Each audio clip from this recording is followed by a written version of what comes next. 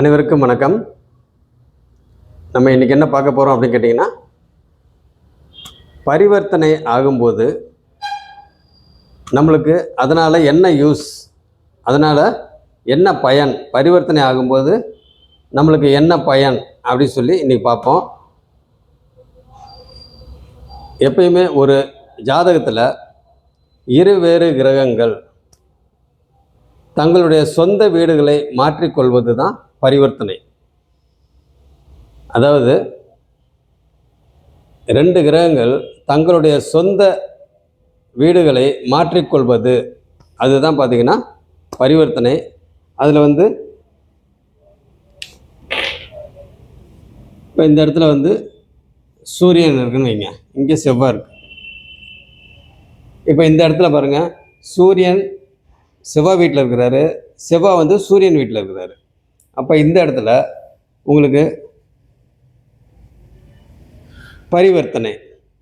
அப்போ அவங்கவுங்க பார்த்தீங்கன்னாக்கா வீடுகளை மாற்றி உட்காந்துருக்குறாங்க. யார்? சூரியனும் செவ்வாயும் வீடுகளை மாற்றி உட்காந்துருக்குறாங்க. அப்போ இது பேர் இது பரிவர்த்தனை. அப்போ பார்த்தீங்கன்னா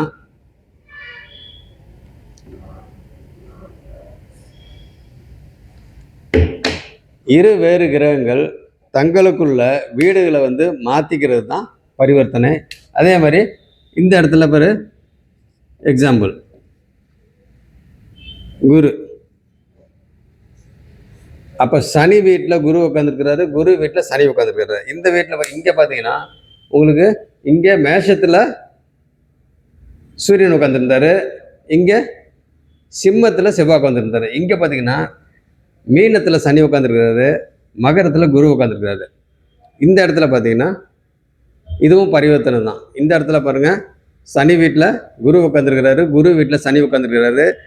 தங்களுக்குள்ளே இவங்க வீடுங்களை மாற்றி உட்காந்துருக்குறாங்க. அப்போ பார்த்திங்கன்னா இதுவும் பரிவர்த்தனை தான்.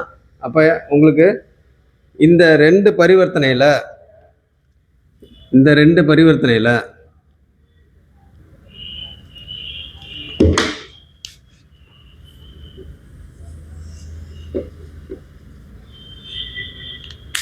இப்போ பரிவர்த்தனை பற்றி நம்ம சொன்னோம் இல்லைங்களா? ஒன்றும் இல்லை, ரெண்டு கிரகங்கள் தங்களோட சொந்த வீடுகளை மாற்றிக்கிறாங்க, அவ்வளோதான். இதுதான் பரிவர்த்தனை. இந்த பரிவர்த்தனையோட பயன் என்ன அப்படின்னா, அதோட பலன் எப்படி அப்படின்னாக்க, உங்களுக்கு நண்பர்களுக்குள்ள பாருங்க, இவங்க 2 பேர் நண்பர்கள் இல்லையா? சூரியனும் செவ்வாயும் நண்பர்களுக்குள்ள பரிவர்த்தனை ஆகுறாங்க அப்படின்னா, அங்கே ஆகிற பரிவர்த்தனைக்கு பார்த்தீங்கன்னா பலன் மிக அதிகமாக இருக்கும்.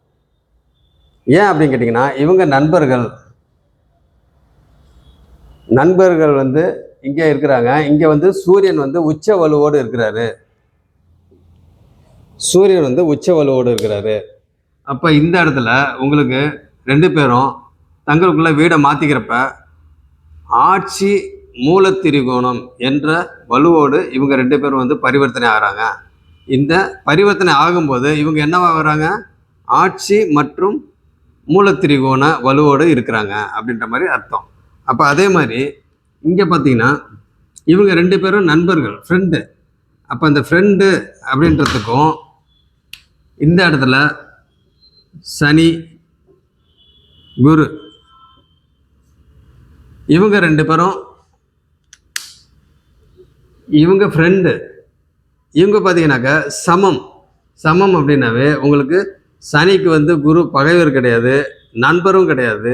அதே மாதிரி இவங்க 2 பேருக்கும், அதே மாதிரி குருக்கும் பார்த்தீங்கன்னாக்கா சனி ஃப்ரெண்டும் கிடையாது, நண்பரும் கிடையாது. அதே மாதிரி சனிக்கும் குரு ஃப்ரெண்டும் கிடையாது, நண்பரும் கிடையாது. ஆக இவங்க 2 பேருக்கும் பார்த்தீங்கன்னாக்கா சமம், நண்பரும் கிடையாது, பகைவரும் கிடையாது, எதிரியும் கிடையாது. அப்போ பார்த்தீங்கன்னா இவங்க சமம் என்ற அமைப்பில் இருக்கிறாங்க. அப்போ இந்த பரிவர்த்தனைக்கும் இங்கே ஆன பரிவர்த்தனைக்கும்,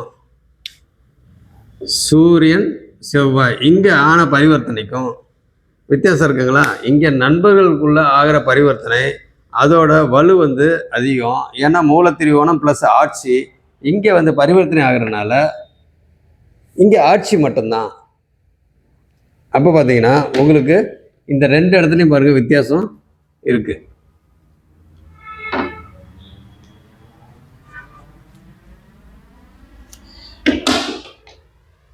எப்பயுமே பார்த்தீங்கன்னா நண்பர்களுக்குள்ள நண்பர்களுக்குள்ள பரிவர்த்தனை ஆகுறாங்க அப்படின்னா அது பார்த்தீங்கன்னாக்க ரொம்ப சிறப்பான ஒரு அமைப்பு. நண்பர்களுக்குள்ள பரிவர்த்தனை ஆகுறாங்க அப்படின்னா அது மிகவும் சிறப்பான அமைப்பு. அதே மாதிரி அந்த கெட்ட வீடுகள் சொல்கிறாங்க இல்லைங்களா, இந்த கெட்ட வீடுகள்னாக்க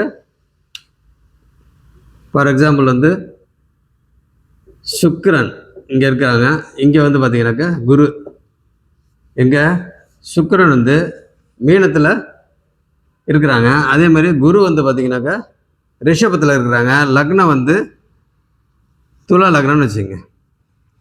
இப்போ இந்த லக்னத்துக்கு சுக்கிரன் வந்து எத்தனாவது வீட்டில் உட்காந்துருக்கிறாரு? 6ஆம் வீட்டில் உட்காந்துருக்கிறாரு. குரு வந்து 8ஆம் வீட்டில் உட்காந்துருக்கிறாரு. அப்போ 6க்கு உடைய குரு வந்து 8ல் உட்காந்துருக்கிறாரு. 8க்கு உடைய சுக்கிரன் வந்து 6ல் உட்காந்துருக்கிறாரு. அப்போ இவங்க 2 பேரும் பார்த்தீங்கன்னா பரிவர்த்தனைன்ற அமைப்பில் இருக்கிறாங்க. அப்போ இவங்க 2 பேரும் பரிவர்த்தனை ஆகிறப்ப இங்கே பார்த்தீங்கன்னா இது 6-8 பரிவர்த்தனை. இந்த 6-8 பரிவர்த்தனை அப்படின்னா ஒரு சிறப்பான பலனை வந்து அங்கே செய்யாது. அங்கே பலன் வந்து நற்பலனாக இருக்காது, நல்ல விதமாக இருக்காது அப்படின்ற மாதிரி நம்ம சொல்லலாம். ஆனால் இந்த இடத்துல வந்து நல்ல பலன் இருக்காது. வேணா ஒன்று சொல்லலாம், இவங்க 2 பேரும் பரிவர்த்தனை ஆகிருக்காங்க, 2 பேரும் ஆட்சி ஆகிறாங்க. ஆனால் இந்த இடத்துல லக்னாதிபதியே ஆட்சி ஆகிருக்கிறாரு அப்படின்ற மாதிரி நம்ம சொல்லலாம். அப்போ லக்னாதிபதி இந்த இடத்துல வந்து ஆட்சியாக இருக்கிறாரு அப்படின்ற மாதிரி நம்ம சொல்லலாம். அதே மாதிரி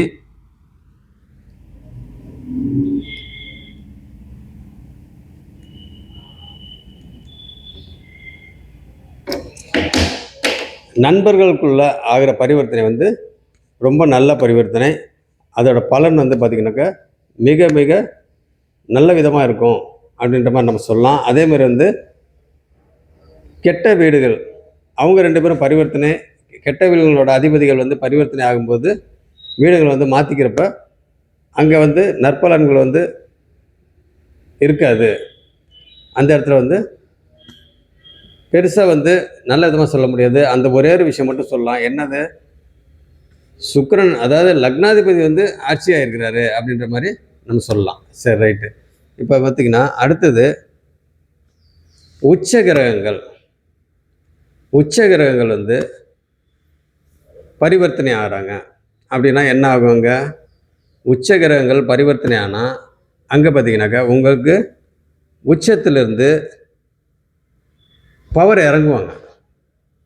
ஃபார் எக்ஸாம்பிள் வந்து இங்கே நம்ம போட்டோம் இல்லைங்களா, சூரியன், இங்கே சூரியன் உச்சமாக இருக்கார், இங்கே செவ்வாய் வந்து பார்த்திங்கனாக்கா இருக்கார். இந்த இடத்துல பரிவர்த்தனை ஆகிறப்ப உங்களுக்கு என்ன ஆகும்? சூரியன் வந்து உச்ச வலுவை இழந்து ஆட்சி மற்றும் மூலத்திரிகோண அமைப்புக்கு வராரு. அதே மாதிரி செவ்வாய் வந்து பார்த்திங்கன்னா அதிநட்பு, சூரியனுக்கு அதிநட்பு இல்லைங்களா, அதிநட்பு வீடு வராது, சூரியனோட வீடு இல்லையா, அதிநட்பு வீடு. அப்போ அதிநட்புக்கு உண்டான வலுவை இழந்து அங்கே வந்து பார்த்திங்கன்னா மூலத்திரிகோணம் ப்ளஸ்ஸு ஆட்சி என்ற அமைப்பில் வந்து இவங்க 2 பேரும் வராங்க. அப்போ பார்த்திங்கன்னா உங்களுக்கு உச்சமான கிரகங்கள் வந்து பரிவர்த்தனை ஆகும்போது அங்கே உச்ச வலுவை இழக்கும். இங்கே நம்ம போட்டோம் இல்லைங்களா, சுக்கிரன் உச்சமாக இருக்கார், குரு இங்கே இருக்கார், இங்கே லக்னம். அப்போ இந்த இடத்துல சுக்கிரன் வந்து உச்ச வலுவை இழந்து சுக்கிரன் வந்து ஆட்சி என்ற இதில் வர்றாரு. இவங்க 2 பேரும் வந்து இது பரிவர்த்தனை, ஓகேங்களா? அப்போ வந்து எப்பயுமே இந்த உச்சமான கிரகங்கள் வந்து உங்களுக்கு என்ன ஆகும்? உச்சத்துலேருந்து கீழே இறங்கிடுவாங்க பரிவர்த்தனை ஆகும்போது. உச்சமான கிரகங்கள் பரிவர்த்தனை ஆகும்போது அவங்க வந்து அடுத்த லோ லெவலுக்கு வந்து வந்துடுவாங்க. அதாவது உச்சம்னாக்க ஆட்சிக்கு வந்துடுவாங்க. சரி, ரைட்டு. அடுத்தது நீச்சமான கிரகங்கள் என்ன ஆவாங்க? அப்படியே ஆப்போசிட்டு. நீச்சமான கிரகங்கள் வந்து பரிவர்த்தனை ஆகிறப்ப உங்களுக்கு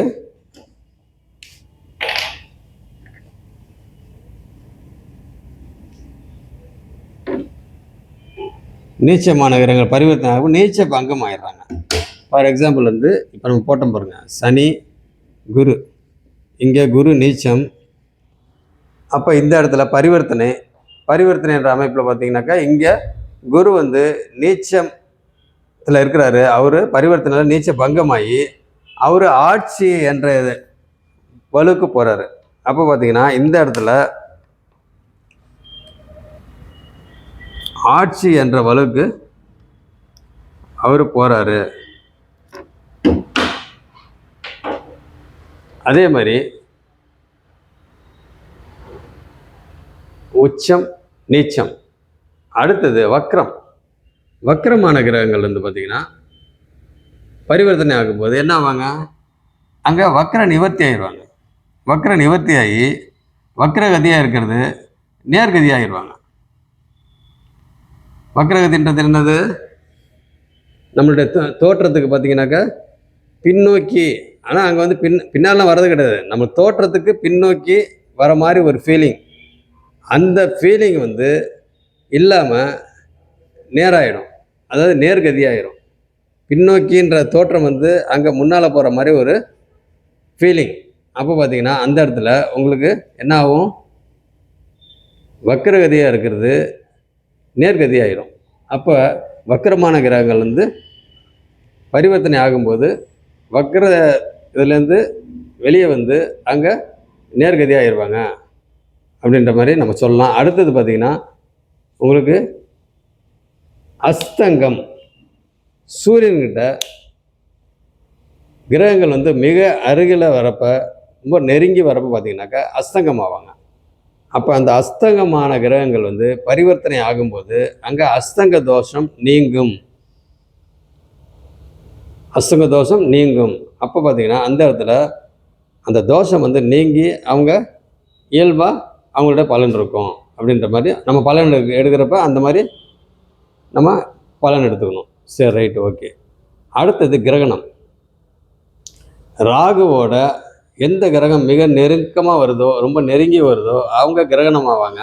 அந்த கிரகணத்தில் இருக்கிற கிரகங்கள் பரிவர்த்தனை ஆகும்போது அவங்க கிரகண தோஷத்துலேருந்து விலகி அந்த இதுலேருந்து பார்த்திங்கனாக்கா அவங்க இயல்பாகிடுவாங்க. அப்போ பார்த்திங்கன்னா உங்களுக்கு அங்கே கிரகண தோஷம் நீங்கும் அப்படின்ற மாதிரி சொல்லலாம். அப்போ பார்த்திங்கன்னா உங்களுக்கு என்னது, அஸ்தங்கம், உச்சம், நீச்சம், வக்ரம், அஸ்தமனம், கிரகணம். இந்த அமைப்பில் வந்து பரிவர்த்தனை ஆனால் அதுக்கு அப்படியே ஆப்போசிட்டு, அதை வந்து புரிஞ்சுங்க. அடுத்தது உச்சம், நீச்சம், வக்ரம், அஸ்தமனம், கிரகணம். இது வந்து பார்த்திங்கன்னா உங்களுக்கு பரிவர்த்தனை ஆகும்போது இதோட இது வந்து ஆப்போசிட்டாக நம்ம வந்து புரிஞ்சுக்கணும். சரி, எந்த ஒரு பரிவர்த்தனையாக இருந்தாலும் நண்பர்களுக்குள்ள ஆகிற பரிவர்த்தனை பார்த்திங்கனாக்கா மிகவும் நல்ல பலனை செய்யும். ஃபார் எக்ஸாம்பிள் இப்போ தான் நம்ம போட்டோம் இல்லைங்களா, சூரியன், இங்கே செவ்வாய். இந்த சூரியன் செவ்வாய் பார்த்திங்கன்னா உங்களுக்கு அதி நண்பர். அப்போ இவங்க நண்பர்களுக்குள்ள பரிவர்த்தனை ஆகிறாங்க. இதுக்கு ஒரு லக்னத்தை போட்டுக்கணும் அப்படின்னாக்கா கடக லக்னம்னு வச்சுங்க. கடக லக்னம் அப்படின்னா உங்களுக்கு செவ்வாய் வந்து 2ஆம் வீட்டில் உட்காந்துருக்கிறாரு, சூரியன் வந்து 10ஆம் வீட்டில் ஜீவனஸ்தானத்தில் உட்காந்துருக்கிறாரு, இங்கே தனஸ்தானத்தில் செவ்வாய் உட்காந்துருக்கிறாரு. இப்போ இது என்ன பரிவர்த்தனை, 2-10 பரிவர்த்தனை. 2-10 பரிவர்த்தனை. இங்கே பார்த்தீங்கன்னா உங்களுக்கு கடக லக்னம். அப்போ இவங்க நண்பர். அப்போ இந்த லக்னத்துக்கு, அப்போ டோட்டலாக இப்போ இந்த லக்னத்துக்கு இவங்க நண்பர். அப்போ பார்த்தீங்கன்னா இங்கே இந்த மாதிரி ஒரு அமைப்பில் இவங்களோட பலன் எப்படி இருக்கும், இந்த பரிவர்த்தனையில் பலன் எப்படி இருக்குனாக்கா உங்களுக்கு ராஜயோகமாக இருக்கும்.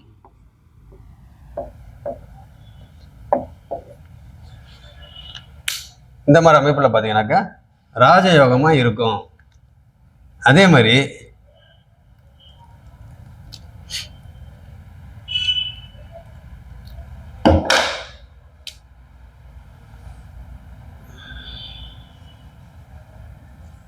மகர லக்னம்னு வச்சுங்க.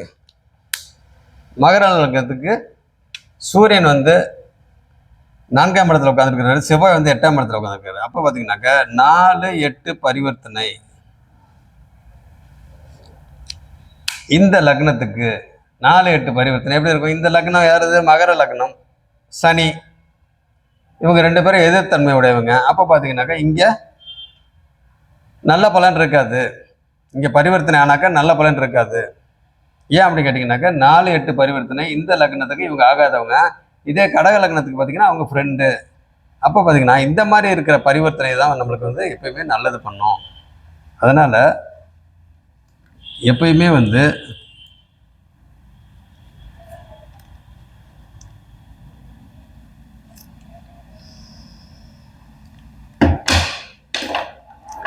ரெண்டு நண்பர்களுக்குள்ள ஆகிற பரிவர்த்தனை பார்த்தீங்கன்னாக்கா மிக மிக சிறப்பு. அந்த சம வீடுகளில் ஆகிற பரிவர்த்தனை பார்த்தீங்கன்னா அது சமம் என்ற அமைப்பில் போயிடும். அது ஓகே அப்படின்ற மாதிரி போகும். அதே மாதிரி இந்த கெட்ட வீடுகளில் வந்து கெட்ட வீட்டுகளோட அதிபருங்க 2 பேரும் பரிவர்த்தனை ஆகுறாங்க, வீடுகளை மாற்றி பரிவர்த்தனை ஆகுறாங்க அப்படின்னா அந்த இடத்துல பார்த்தீங்கன்னா நல்ல பலன் இருக்காது. நம்ம ஏற்கனவே போட்டோம் இல்லைங்களா, துலாம் லக்னம் சுக்கிரன் குரு பரிவர்த்தனை 6-8 பரிவர்த்தனை போட்டோம். அதே மாதிரி சமம் என்ற அமைப்பில் வந்து குரு சனி குரு பரிவர்த்தனை போட்டோம். அது சம வீடுகளுக்கு உண்டான பரிவர்த்தனை. அதே மாதிரி நண்பர்களுக்கு உண்டான பரிவர்த்தனை சூரியன் செவ்வாய்க்கு போட்டோம். இந்த மாதிரி பார்த்திங்கன்னா நிறைய போட்டுக்கிட்டே போகலாம். நிறைய அமைப்பு இருக்குது. இதில் வந்து புரிஞ்சுக்கணும் அப்படின்றதுக்காக சும்மா சிம்பிளாக ஒரு சில இதை மட்டும் நான் சொல்லியிருக்கேன். அதனால் எப்பயுமே வந்து பரிவர்த்தனையில் வந்து பார்த்திங்கன்னா மேக்சிமம் வந்து ஒரு 75 டு இல்லைன்னா 70 to 80% பார்த்திங்கன்னா நல்ல பலன் இருக்கும். ஒரு 10% பார்த்திங்கனாக்கா கொஞ்சம் ஒரு மாதிரியாக இருக்கும். ஏன் அப்படின்னு கேட்டிங்கன்னா சில நிலைகளில் வந்து உச்சமான கிரகங்கள் வந்து பார்த்திங்கனாக்கா மேலேருந்து கீழே இறங்கிடுவாங்க அந்த பரிவர்த்தனை என்ற அமைப்பில். அப்போ அதெல்லாம் பார்த்திங்கன்னா ஒரு சில நெகட்டிவ் இருக்குது. நம்ம ப்ளஸ்ஸு அப்படின்னாக்கா உங்களுக்கு உச்சமான கிரகங்கள் வந்து கீழே இறங்குறது வந்து ப்ளஸ்ஸு கிடையாது, அது ஒரு விதத்தில் மைனஸு. அப்போ நம்மளுக்கு ப்ளஸ்ஸு அப்படின்னாக்கா உங்களுக்கு வக்ரமான கிரகங்கள், அடுத்தது நீச்சமான கிரகங்கள், அடுத்தது அஸ்தமனமான கிரகங்கள், அடுத்தது கிரகணமான கிரகங்கள், இவங்கெல்லாம் பரிவர்த்தனை ஆகும்போது பார்த்திங்கன்னா நம்மளுக்கு ப்ளஸ் பாயிண்ட்டு நல்ல விதமான பலனாக இருக்கும். அந்த நெகட்டிவ் அப்படின்னு ஒரு சில இதை நம்ம சொன்னோம் அப்படின்னு கேட்டிங்கனாக்கா உங்களுக்கு இந்த உச்சமான கிரகங்கள் கீழே இறங்குது இல்லைங்களா பரிவர்த்தனை ஆகும்போது, இந்த மாதிரி ஒரு சில விஷயங்கள் மட்டும்தான் நம்மளுக்கு நெகட்டிவாக இருக்க முடியும். மற்றபடி பரிவர்த்தனை அமைப்பில் வந்து பார்த்திங்கன்னா நல்ல பலனாக தான் மேக்சிமம் இருக்கும் அப்படின்னு சொல்லி இதோட நான் முடிச்சுக்கிறேன். நன்றி. அடுத்த வகுப்பில் என்னன்றதை நம்ம பார்ப்போம். ஓகே.